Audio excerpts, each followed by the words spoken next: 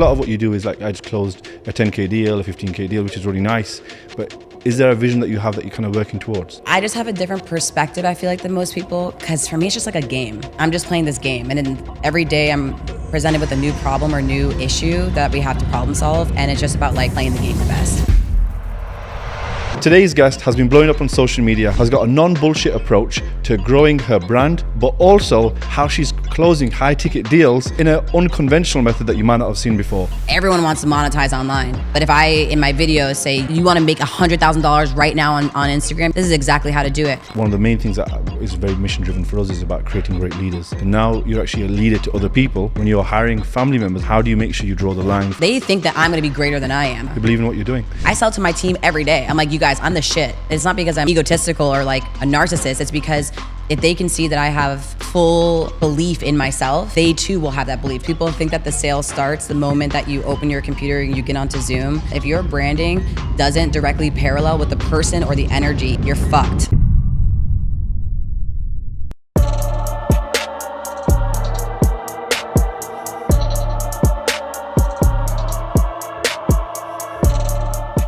Welcome to the Lead to Win podcast. Today's guest has been blowing up on social media, has been selling in a very unique way, has got a non-bullshit approach to growing her brand, but also how she's closing high-ticket deals, but in an unconventional method that you might not have seen before. Today's guest is Lo Silva. What's up, bitch? And I saw that you post a lot of Stoic quotes. You read the Daily Stoic. Indeed. And you did your homework, sir. I did do my homework. Have you read any other Stoicism books? I'm like getting more into that. I don't do the whole reading thing. So I'm more podcast. Peter Crone's like my guy. He teaches, He's like more on like consciousness and like personal development and like breaking through like traumas, recognizing triggers, things like that. So like, that's like more my guy. As you earn more and more money, and you'll know this. Wait, are this on? Oh, we're doing it. Yeah, we're in. Yeah. Oh, okay, I thought that we were gonna hit the do. No, we hit it and it's on. No, we hit it. Yep. All right, sorry. So back to something that's important to me, which is Stoicism, because I love philosophy. So I read everything from Eastern philosophy, from like Taoism, all the way to Stoicism, and I'm just always fascinated by it. And something that if you've been reading the Daily Stoic, because the Daily Stoic is really digestible, because it's just one paragraph you read. But like something that I would definitely recommend to you is to read Marcus Aurelius's Meditations, because that book is just his personal journal, and you see an emperor's book on how this person was a ruler and how he saw the world. Yeah. And it connects. There's a lot of salespeople that actually love Stoicism or are quite introspective, and I think it's definitely connected, because the more you earn, the more you kind of realize it's an internal battle. Rather than just actions, you actually realize, everything that kind of blocks you is internal. So you already had an agency, and now you worked as a closer. What's been the journey to like how you've now been really popular on Instagram, and now you've been blowing up? And obviously, this is one side of your skill, which is your marketing skill. But what got you to your business to this point? How did you get here? Well, popular on Instagram, I don't know about that. I'm just a girl. I create videos. I talk about my experiences. I talk about what I know. But I originally had my own business, kind of in like social media branding. I originally was a professional athlete. I played soccer in another lifetime. I represented Jamaica at the Women's World Cup in 2018. So in that lifetime, I was making maybe less than $20,000 or $30,000 a year. So I was like living below poverty, essentially. Yeah. Trying to like pursue this like dream and thing I've been building up for over 20 years of my life. And all for the love of the game, but also like not enough to sustain what I was doing. So in that time, I was really looking to be like a sponsored athlete, because that was a good way to be able to support yourself as an athlete, was to acquire partnerships and sponsorships with Nike, Adidas, all these different brands. And so essentially before I went to the World Cup, I had the opportunity to be presented with a few of those. And I essentially like declined them and decided to go to the World Cup without it, because at that time I had been working so much on building my own brand. So I like started posting content, started doing the things on my own, because I wasn't big enough at the time to get sponsored by those companies.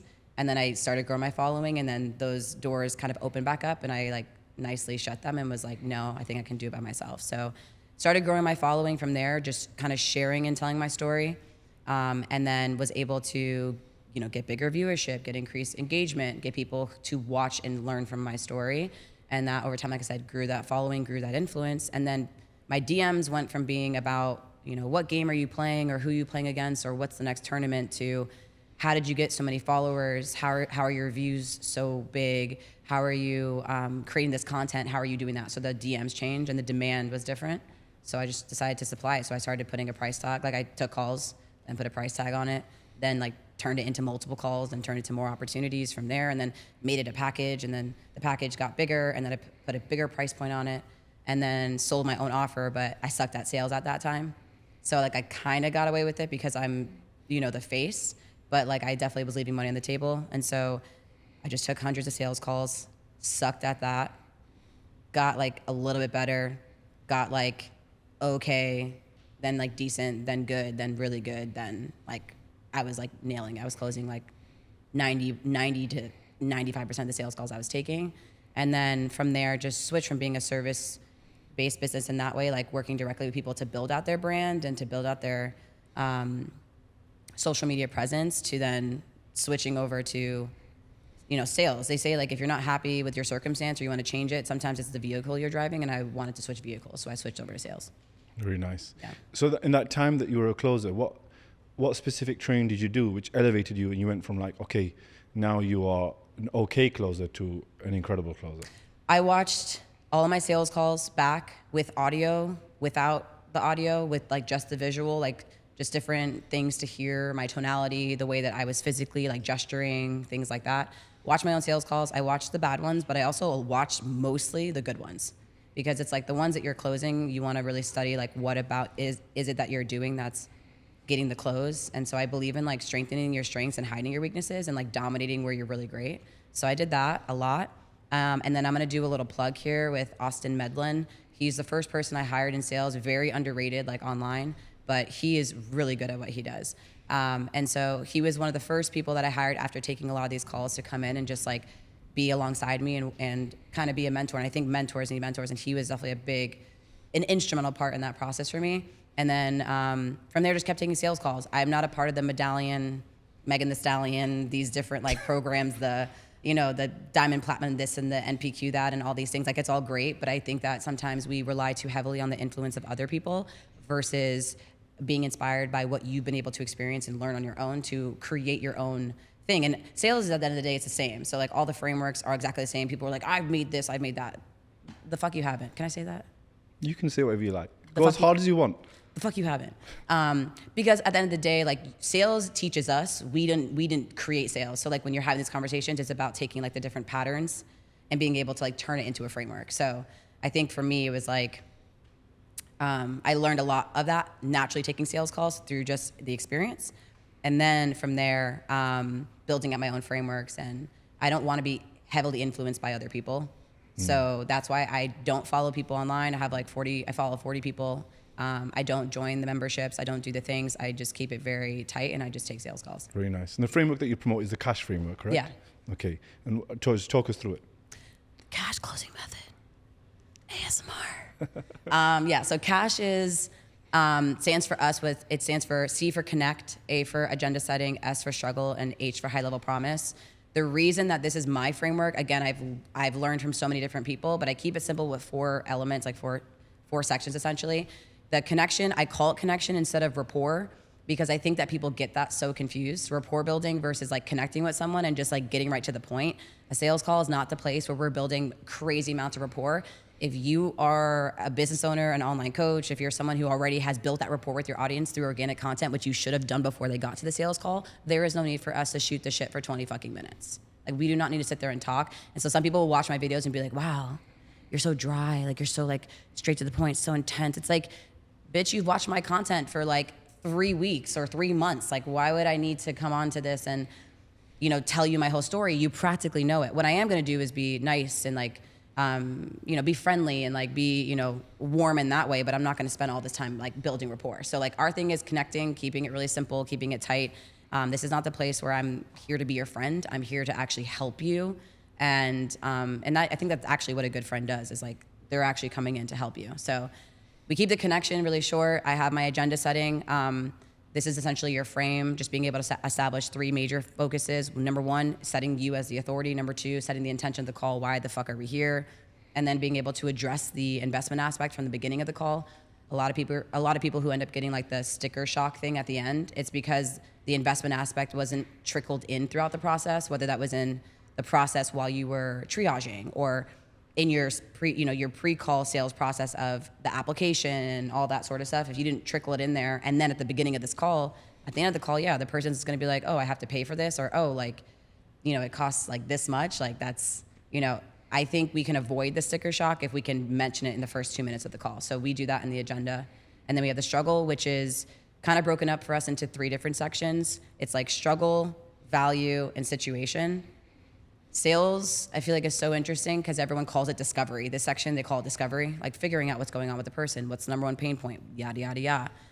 The problem I have with that, though, is that everyone starts asking very technical-based, dry questions, which turns into an interview, versus you really understanding the whole point of that call is to identify the number one struggle that this person's on the call for and what they're struggling with. And a lot of times in sales, we think we need to get clear on the struggle, when in all actuality, we need to get the prospect to understand that they have a problem and they have to like outwardly admit that and vocalize it.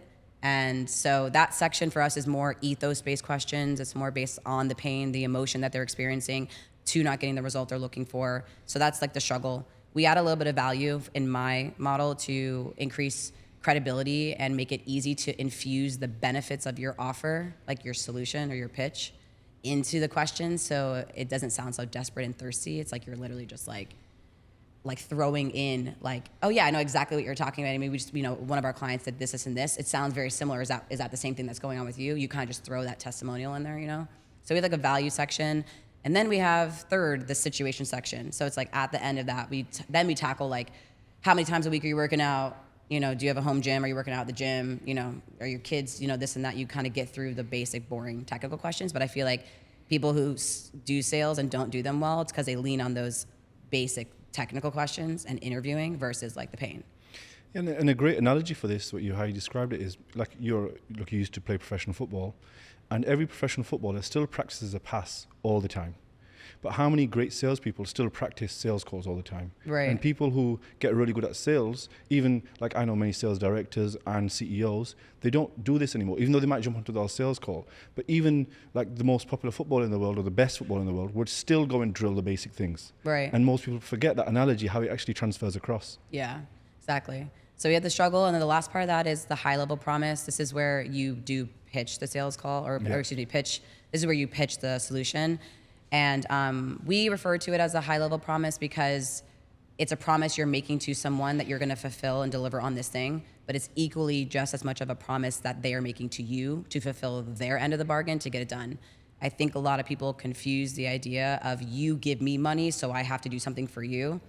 And because of that, the expectations, I think, get crossed.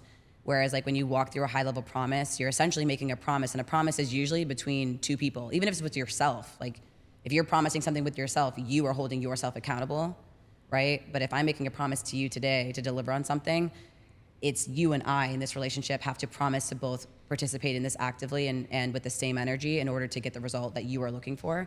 So we walk through that, and that's like a 5-step infrastructure on how to properly articulate your pitch, essentially. Really nice. And look, how I would define intelligence is just making anything that others complicate, make it simple.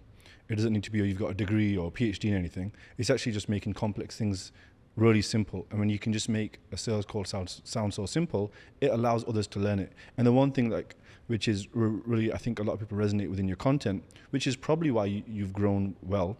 And obviously I know you probably want to grow even more. It would mainly because you make it seem simple.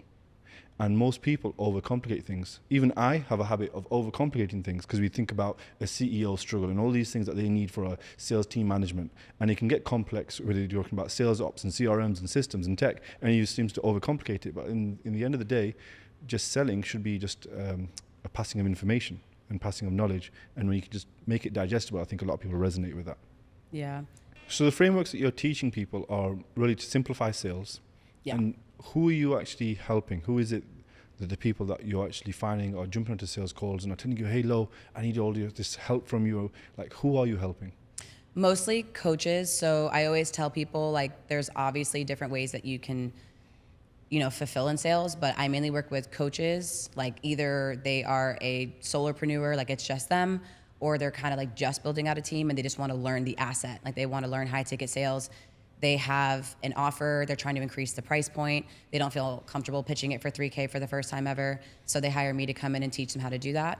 But then I also work with the coaches who already have sales teams and kind of come in as like a sales manager, director, like ish. I just really work with them on, one, looking at their back end process, like seeing if it's set up to qualify leads, well enough and look at, the back end ops of everything. But training their sales reps, setters, and closers to close on sales calls, close in the DMs, or set calls better, triage better. So I trained those guys.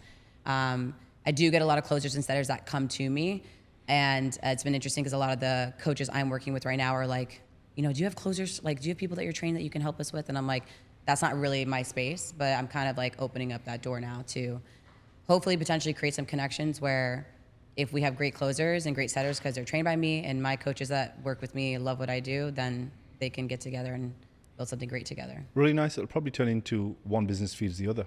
Yeah. And like when you think about your business now, is it more mission driven or is it like, hey, I'm actually making money? And there's nothing wrong with that either. And I just want to be making money, because a lot of what you do is like, I just closed a 10K deal, a 15K deal, which is really nice. But is there a vision that you have that you're kind of working towards?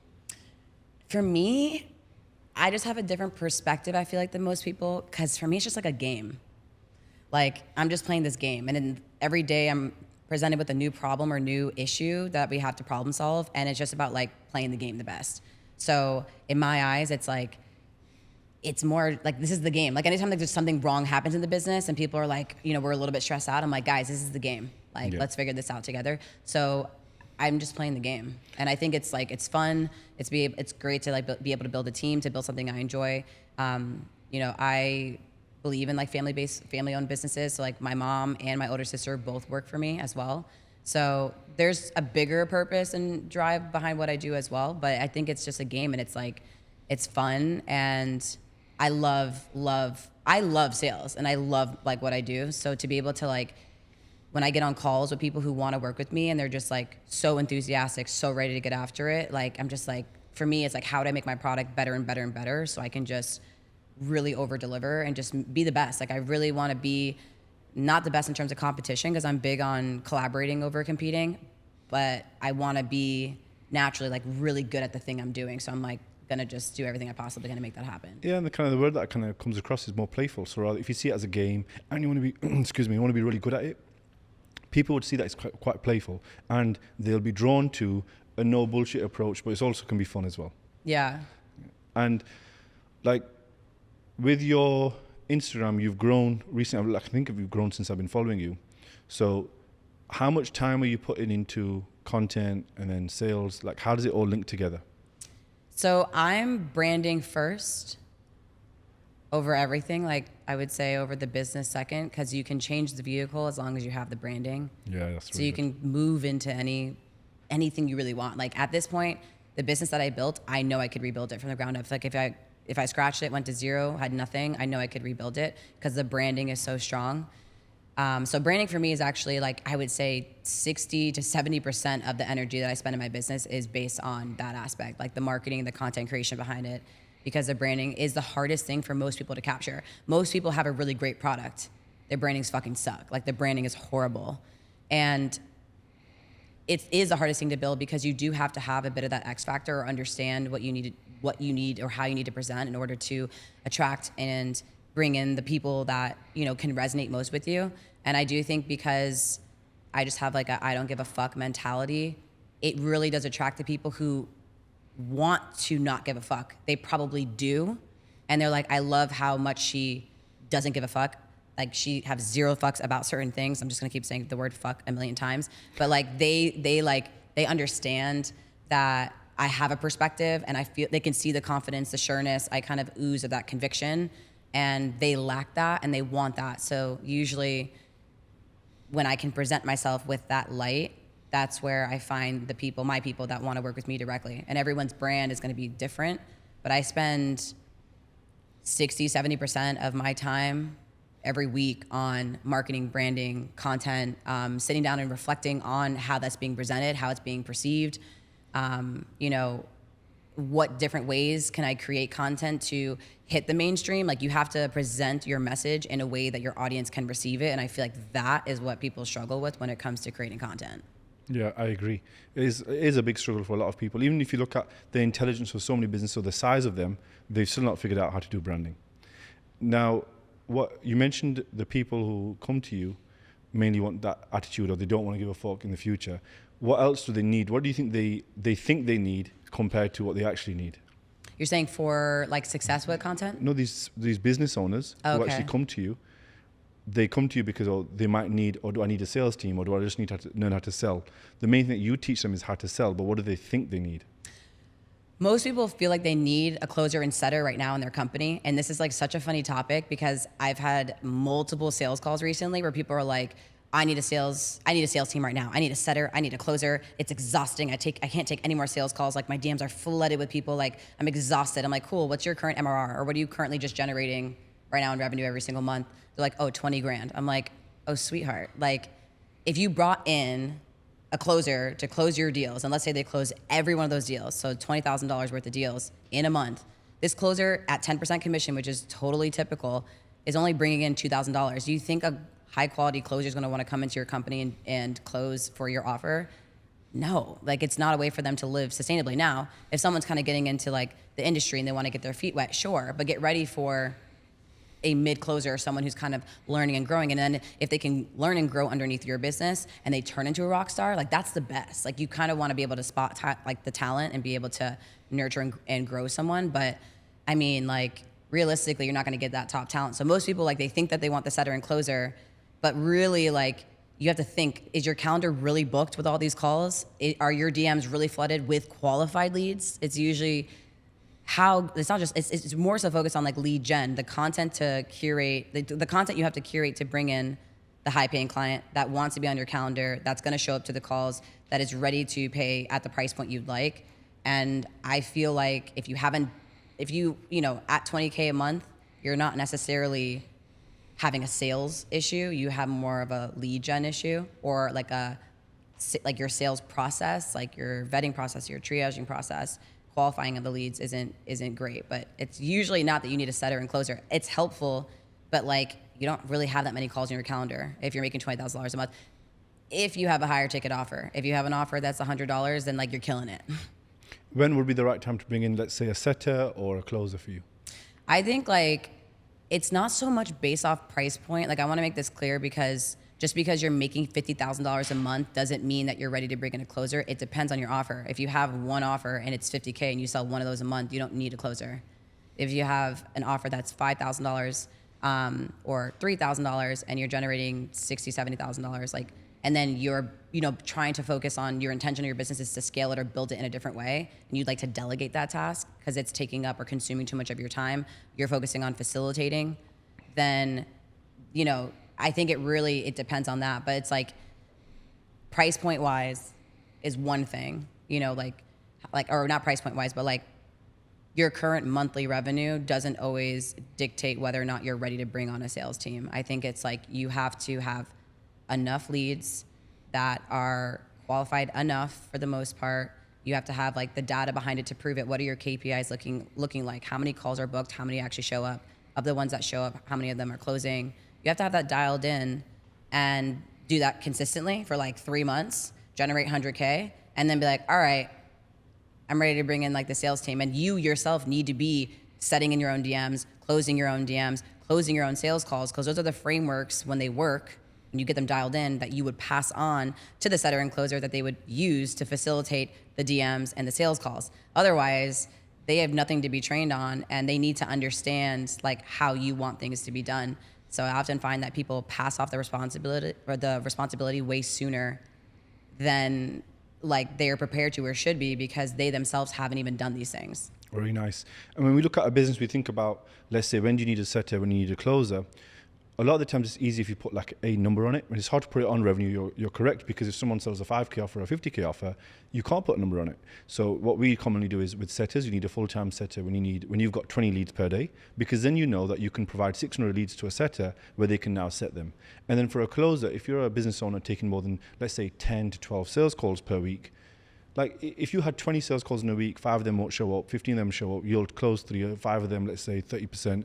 And if you've closed 5 deals and you had 20 hours booked out, it's no longer optimal for your calendar. Right. So now we find the tipping point on like, where is it that you need to hire a setter closer? And even for a sales manager, when is it that you are running so many meetings and processes and QC, we're not doing it enough to need a sales manager, and then again for a sales director. Yeah, like if you're having like 8 calls on your calendar every single day, and you're facilitating with clients, and you're creating content, and you're managing a team, and you're doing all these things, like, okay, great. Like that makes sense to have a closer come in. And then also making sure that those are shows, like they're not ghosting you or not showing up to the call. So if you're having 8 calls and of the 8, 7 are actually showing up, and of the 7, like you're closing, over 40% of those people, it's like, okay, great. And as the owner, you should be closing at 70%, like usually. Like if you're the owner and you're the one taking the sales calls. Is that from organic ads or all?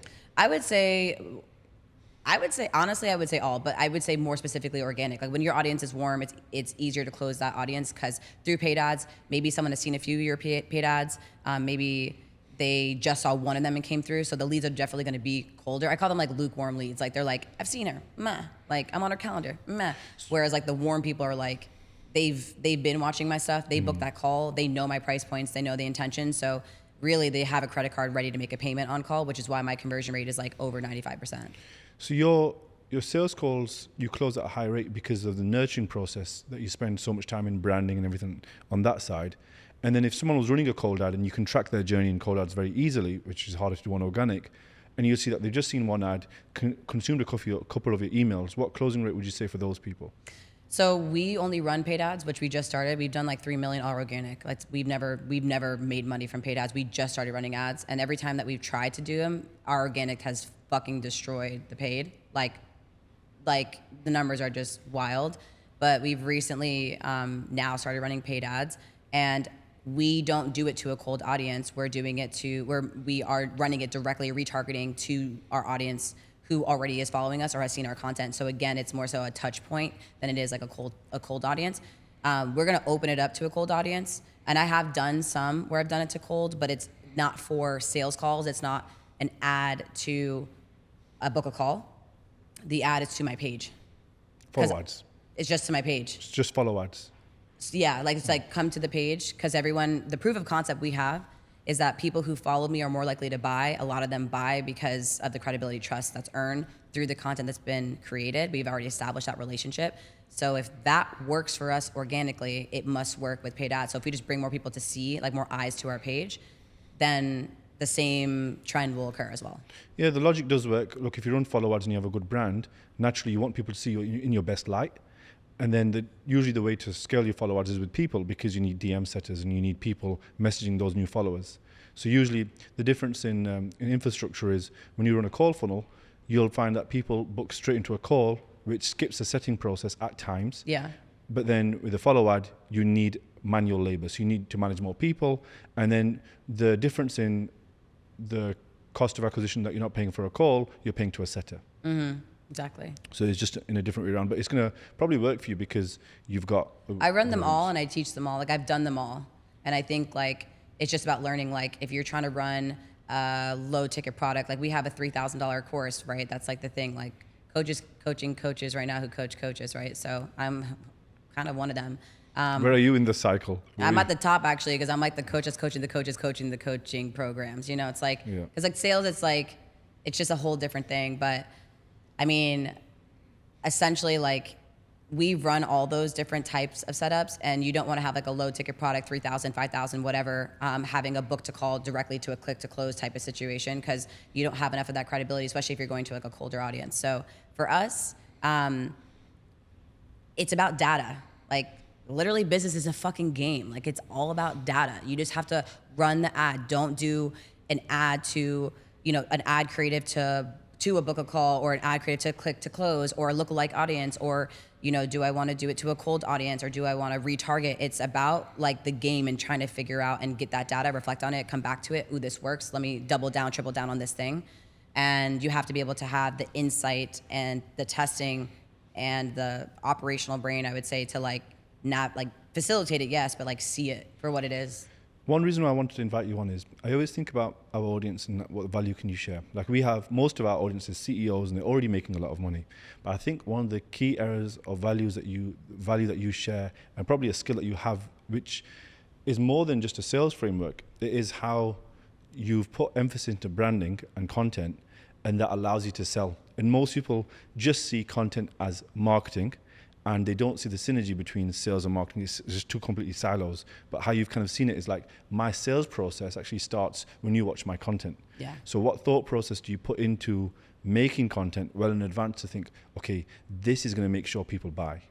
Is this thing on? Because I'm about to go in on this topic. You go as hard as you want. Yeah, so it's so interesting because people think that the sale starts the moment that you open your computer and you get onto Zoom, and it's like, here I am presenting the opportunity. First of all, if your branding doesn't directly parallel with the person or the energy, even if it's not you and it's a closer, if those two do not match, you're fucked. Like, you can't have like low black hat energy, like bringing the swag, bringing the heat, bringing the spice, and then get on a sales call with like Susan from Kentucky. You know, it's like, it just doesn't go. So the branding also has to like, you know, you have to present something online, but you also have to parallel that on the sales call. It reminds me of a plastic surgery offer that we just did at the moment for a plastic surgery clinic. And we got all the closers to dress up as doctors. Yeah, okay, but seriously, like, you're not gonna like go talk to some random person who's wearing a polo and be like, who is this person? Like, you don't trust them, you don't know what they're doing. It's like, you need to look the part, be the part, where, you know, have the branding down. So that for me is like, that's like off the rip. Like if you don't, like if black isn't in your closet, you probably don't belong on my team. Like if that's not your like core outfit, it's probably like not a good fit. But when it comes to your branding, your first point of contact is your initial sales point. So if someone is going to be watching my videos, that is my first opportunity to sales you right there. I get to earn your business the moment you see my video you scroll on TikTok or Instagram when I pop up. That's my first initial contact point. That's my first opportunity to sell you on me. And it's not even just the words that are coming out of my mouth and the intellectual property I'm sharing or the value I'm providing. It is simply the likeness. Like you talk about this new NIL deal with like athletes, that is the essence of the content you're creating is your name, image, and likeness being like, people have to fuck with you. They have to like you. They have to be into you. If they're not, my value could be so good, but you're not gonna resonate with me because you're like, she looks like everyone else. The pattern disrupt is the contrast. Like when I get on camera and I'm like, listen, motherfucker, I need you to just stop selling like that, okay? I just need that, okay? Like if I can bring a bit of that wit, that humor, that low-ism, that personality piece, and then still provide the same value you would provide. We teach the same shit. Like, we can talk about frameworks all day long, like, cool, like, just do discovery, do this. But if I teach it my way, someone might really resonate with my branding in particular. They're like, I like that she's so direct, straight to the point, no bullshit. Like, you can tell she's authentic. You can tell she doesn't give a fuck. That's my girl. Someone else will watch that and say, she's a little bit too forward. It's a little bit aggressive. It's not really my style. It's giving masculine. That's great. Like, I feel no type of way. Your dislike towards me is beautiful because it's so contrasting because the people who love me are for me. You don't like me as much. I have no hate towards you because there's someone else out there who has a message to share with you that you would maybe better learn from, and maybe that's not me. And that's okay. So that's why, again, there's no competition. It's all collaboration because my client is not yours and your client is not mine. Okay, very nice. And the question that I really wanted to dig into, I think you kind of encompassed it quite well, but when you're going to engineer your content rather than saying what you're doing, how are you judging what content do I need to make specifically to make sure people feel that way? So you're saying, I give off this energy, which I don't give a fuck. But do you look through your data? Do you think like, okay, this post as well, I'm going to do it like this? Or how are you, like, do you and your person who's managing your social media, do you think... That's me and my team, by the way. Okay. Everything is in-house. We don't outsource anything. Okay, nice. Yeah. And then in-house, what does your content meeting look like to say, oh, that was good, that worked, that didn't work? Yeah, we spend about 4 hours a week. Like, I would say we spend 4 hours a week every single week right now on a minimum of just reflecting content and looking at content we've curated for that week. And we do it multiple times in the week because most people, they batch content and then they post it over a month. But whatever was relevant, you know, at that time may not be relevant in the future. So we do that. And so we have multiple calls in the week where we adjust content and shift content to touch on what needs to be posted and how we're seeing things on the page are moving. If a certain topic is doing really well and we maybe put a very similar video like later next week, but we see it's doing well, we might move it up instead. So we spend a lot of time like reviewing and reflecting the content that was already created, that we've created, or I would say we, but I have created and my team has helped me execute on, to be able to make those shifts in real time. That's the first thing. The second thing that we do is we narrow in our content categories on what we want to post that we know will do well. For us, it's long form on Instagram and TikTok, so not on YouTube for all the people who are going to come for me right now. So you're posting long form on Instagram? It's when we say long form for Instagram and TikTok, I'm talking like 90-second videos, over a minute, things like that, not YouTube formatted videos, so like don't come for my neck. But short form being like videos that are going to be more like 6 seconds, 13 seconds. They could be like what we call like one-liners, like I call it like a dime, like something that's just like, wow, that was like really powerful. Or it could be a short form video with like a trend or an audio over top of it with like a really polarizing headline and perspective. And then the third one we focus on is like the carousels, where you can have information-based type stuff and have like the slides and people can look through those. So we mainly focus on those categories, but when it comes to us filming and curating the content, we figure out the 3 major topics within our niche, like the sub niches. People think it's like sales. It's like, yeah, we talk about sales, no shit. But what about the aspects within sales are the most polarizing or most specific things that people are wanting to hear? And I reflect on that. And it's funny because we ingrain what people want to hear, but the message we want to deliver. And I think that that's where people get it wrong, because they're like, I want to go viral. So they focus on what people want, but then they get the shitty clients because they don't have a way of being able to sift through the noise, because the content just delivers on the instant gratification that someone's looking for versus the true lesson and value that they need to hear. Can you give me an example of this, like a tangible example? Yeah, like you want to go viral, you want to monetize online? Like everyone wants to monetize online. But if I, in my videos, say you want to make $100,000 right now on Instagram, you want to monetize on Instagram, this is exactly how to do it. When I go to explain my process, I'm going to show them the real answer to being able to monetize it, but the initial headline or hook, it might be the instant gratification they think that they're looking for. So it's being able to, what I call solving $2 problems with a headline like that is going to be for the cheap client, the person who cuts corners, the person who wants the quick fixes. A $2 headline with a $20,000 explanation or a $20,000 breakdown. That's the client I want to attract. Yeah, it's like a bait and switch, so you hook them in. Kinda. Yeah. Kinda. It's just like it's just making it more mainstream. So, and it's also being intentional, because not every one of my videos do I do that. We also focus on $2,000 headlines, which would be just upping the language. What I mean by that is if I created a video to say, want to close more sales calls, that for me is it's not a $200 problem, it's a big problem, but it's like a simpler headline.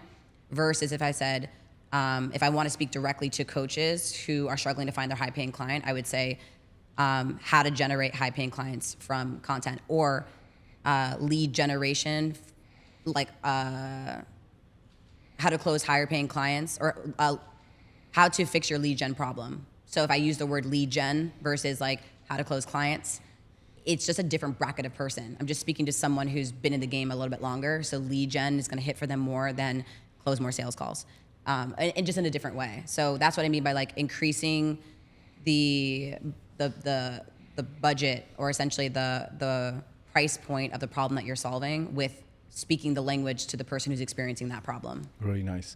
And I think in sales, you have this journey, which is like, look, you're good at content, you're good at branding, and then you have all these people around you, like you've been hiring your family. And one of the main things that is very mission driven for us is about creating great leaders. So now you're actually a leader to other people, not just on your content, but actually to people within your business. So when you're hiring family members, I'm just curious, how are you showing up as a leader for them? How do you make sure you draw the line for your family that you hire? And also, how do you see yourself as a leader? Yeah, it's so interesting because people say like business isn't personal and like you shouldn't mix those two things together. But I really believe that business is 100% relational. It is like, business is relationships. Yeah. So, and people don't want to mix it with family because they think it gets too sensitive and it gets too difficult, and people, take advantage and don't work as hard and so on and so forth. I do think it does require, though, a certain type of personality and a certain type of dynamic to be able to do that. As much as I love my mom and my sister, and I view them as my mom and my sister, I also have the ability to compartmentalize my work and my play. Like my in the business, on our meetings, really getting into some heavy shit, having hard conversations, and then being able to go home and have my mom make me, chicken thighs and a salad, and, us like put on some music, some Whitney Houston, and like dance in the house. So I do think it does require a certain type of personality, because I do have the ability to compartmentalize a lot of things, like with a lot of people in a lot of different situations. Like you could do me wrong right now, but we could also talk business.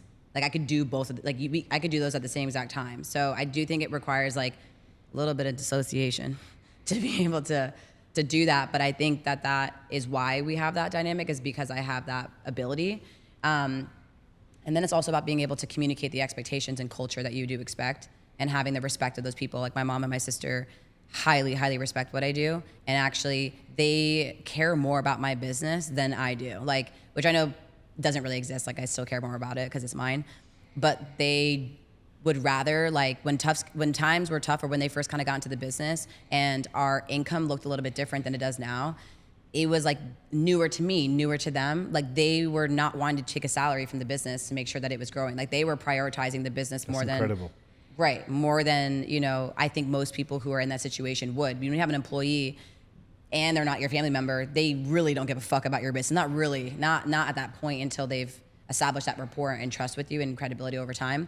So I already have that trust and rapport with my family, but for them to care about it also takes a certain type of person on their end to understand the long-term goal and the long-term success. And I think because they believe so much in me, and they believe that they think that I'm gonna be greater than I am. Like they hype me up more than I do myself, which I'm working on. But like they are like, yeah, they believe in you. They believe in your mission. Yeah. They believe in what you're doing. Yeah. And I think that's the difference between culture, because culture is defined by how do people behave when you're not there. And your team will still be working when you're not there. No different to when you think about a sales, when you think about closers, and lead flow suddenly stops. Something happens in terms of marketing. And they're like this. Yes. And in a great business that has culture, you know what those closers do? They'll say, you know what, we'll start dialing. We'll just call leads. We'll just chase our old leads. But in a poor culture business, like, oh, leads are gone. We're just going to go and find another offer. And that's why culture is so important, because every business will have struggles, now would have tough days. And in that time, that's when you need to have developed that culture, which is actually the hardest part in a business to build. And this is why I was saying people who want to hire setters and closers, but cannot even establish this culture or this space for them to want to work for them. It's like, you're like, yeah, well, they'll just come in like, they should be grateful to have an offer. It's like, no, you need to earn their business too. Like you have to sell yourself on your business first. You have to sell your team on the business as well. It's not about just they get an opportunity, they should be lucky. It's like, no, you have to make it worth it for them to be there. You have to make it like, yo, I'm gonna be the absolute best. Like I sell to my team every day. I'm like, you guys, I'm the shit. It's not because I'm like egotistical or like a narcissist. It's because if they can see that I have full belief in myself and I can sell them on this idea, that they too will have that belief too. If I'm walking around and I'm just like, stuff is tough. Like, I don't know how it's going to be, guys. Like, I don't know. I'm insecure. They're going to feel insecure too. And they're not going to want to work for me. They're going to be like, I'm out of here. Yeah. You have to be delusional and optimistic at the same time. Right. So, and everyone buys into it because they know that if you say it, it will happen. Yeah. And they buy into your mission. I actually have something for you. Let me just get it for you. Is it candy? Oh, it's not candy. It's not. Then I don't want it. Candy? I don't want it. You do have chocolate for me, by the way. Wait, do you? There is chocolate here for you. No, it's not the same. I thought you brought it from the UK. It felt really special just now. I think you will love this. Didn't come correct. You don't know that you will love it yet. Is it a book? Because I don't read. Okay, you don't read, but you read the Daily Stoic. Yeah. And this is Marcus Aurelius' Meditations book. This is actually my personal copy. What? So you'll think initially, I don't read. Are you brown nosing me right now? Because I'm about to be famous, and you're like, let me get in while I can. I think both of our noses are brown enough. But, yeah. So that was actually really good. So this book, when I was telling you about because you read Stoicism, and a lot of those lessons that you read in Stoicism actually come from this book, and you were posting them in the last few days. You posted and each day it gives you the message. Yeah. One of them was actually from this book, and when you read this book, I feel like I've seen his quotes in there though a few times. Every week there's at least one of them. Yeah. And this is not a hard read, the book, but when you read it, you'll start to resonate with things that this person used to think with, and the way he thinks. And even if you've been resistant to reading a book, like I am as well, I'll be honest, I actually hate reading. No, I'm just like being annoying about it. Like I'm trying to get into reading. Reading is the fundamental. This is your sign then. So you don't have to read this book, but I know you having it, to me, I carry this book specifically everywhere I go. And I've traveled recently for 4 or 5 different countries. So like, I just know it will benefit you a lot. Oh, thank you. I like feel really honored right now. Seriously, I've been trying to get a lot into that space and just diving into that a bit deeper. So, and I feel like most people, they meet me, they're like, you're definitely a stoic. And I'm like, at first when I heard that a few years ago, I was like, what do you mean? Because I didn't understand. Like, I understand what stoic mean, like the word, like, you know, someone's like, you look kind of stoic, but like not at that, not like the practice. And they're like, yeah, you pretty much live your life this way. And I was like, I didn't know that it was like a thing. And then I was like, oh, like, makes sense. People would always describe me as stoic. And then what I've been learning is kind of how to be still, which is very hard as a business owner, because every minute you're not working, you think about how can I do more work? How can I do something to make more money? And then eventually you realize stillness has also got a skill to it as well. But it's been really nice having you on the podcast. I think one thing that's been good to have you on is been showing up. You okay? Yeah, no, sorry, what? Sorry. Sorry. It's been really nice having you on the podcast, mainly because the reason what I spotted was there's people out there who are leaders, but they don't know it. They don't see themselves as a title of a leader. And everything that I do is all about sales leadership. So it's not about, oh, hey, you're teaching sales online. That's actually not a part of the content. It's more around, hey, you're into sales, but you're leading a lot of people. And if you think about the amount of coaches and people that you help and the content that you make, it actually trickles down and helps hundreds and millions of people. Because if you have a certain following and only 1,000 people see that, but if that 1,000 people, 10 of them absorb the message and pass it on, it's like that domino effect of what creates a better world. Yeah. So thank you for coming on. That was beautiful. Thanks for listening to the Lead to Win podcast. If you've enjoyed what you've heard today, like, share, subscribe, comment below on anything that you've had as a massive takeaway, and I'll catch you on the next one.